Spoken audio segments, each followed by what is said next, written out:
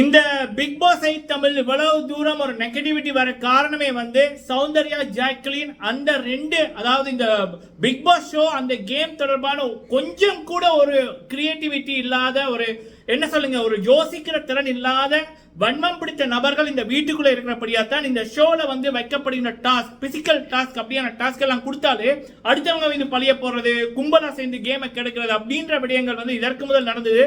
சரி, இப்ப கோட்டை எடுத்தாச்சு, இண்டிவிஜுவலா பிளே பண்ணுங்கடாப்பா அப்படின்னு சொன்னாலும் இந்த கோவா கேங், போன வாட்டி வந்து புள்ளி கேங், சீசன் போல அன்பு கேங், இப்ப வந்து இந்த சௌந்தர்யா ஜாக்லினோட கோவா கேங், அதுகள் பண்ற குப்பத்தனம் வந்து சத்தியமா வெறுக்குது மக்களே. ஷோ ஆரம்பிச்சதுக்கு அப்புறமே ஒரு நல்ல ஷோ பார்க்க போறோம் அப்படின்னு இந்த ஜாக்லின் இன்னைக்கு பண்ண விடயம் இருக்கு பாருங்க, சி எண்டு கிடக்கு. என்ன அப்படின்னா, இப்ப டோல் டாஸ்க் வந்து ஆரம்பிச்சுட்டாங்க. அந்த டோல் ஹவுஸுக்குள்ள 17 டோல் வைக்கிறதுக்கான இடம் இருக்கு, சரிங்களா? அப்போ வீட்டுக்குள்ள 18 பேர் இருக்காங்க. அதுல எப்படியும் முதல் ரவுண்ட்ல ஒருத்தர் அந்த டோல்ல எல்லாரோட பேரும் இருக்கு, 18 பேரோட பேர் இருக்கு. 17 பேரோட டோல் மட்டும் தான் வைக்கலாம். யாருடைய டோல் வந்து அதுல இல்லையோ அவங்க வந்து அவுட்.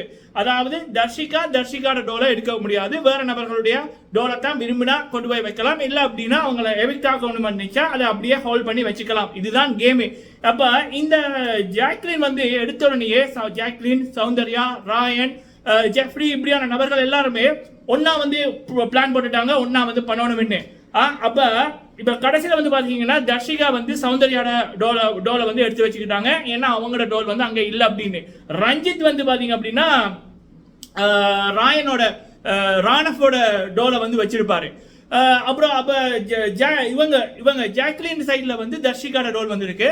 அப்ப ஜாக்லின் வந்து வருவாங்க, போய் பார்ப்பாங்க, சௌந்தர்யாவோட டோல் இல்ல அப்படின்னு போட்டு உடனே வந்து கத்துறாங்க, சௌந்தர்யாவோட டோலை காணண்டு. ஏம்மா, உன்னோட டோல் இல்ல அப்படின்னா நீ வந்து ஏதாவது பண்ணிருக்கலாம், ஆனா நீ வந்து அடுத்தவங்களோட கேமை கெடுக்கிற மாதிரியும் பாக்குற எங்களுக்கு டிஸ்டர்ப் பண்ற மாதிரியும் கேவலமா இப்படி ஒரு ஆட்டம் ஆடுறாயே, இது என்ன நியாயம்?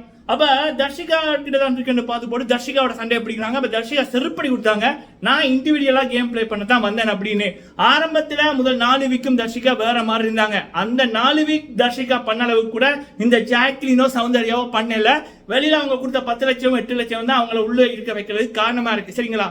சோ அப்படி இருக்கக்குள்ள உடனே தர்ஷிகா ஓகே ஏதாவது பண்ணணும் போட்டு இந்த ஜாக்லின் என்ன பண்றாங்கன்னா தர்ஷிகாவோட டோலை வந்து ரஞ்சித்திடையும் ராணஃபோட டோலை வந்து இவங்க மாத்துறாங்க. இன்னொன்னு ரூல்ஸ்ல இருக்குது, டோல்ஸ் வந்து எக்ஸ்சேஞ்ச் பண்ண கூடாது அப்படின்னு.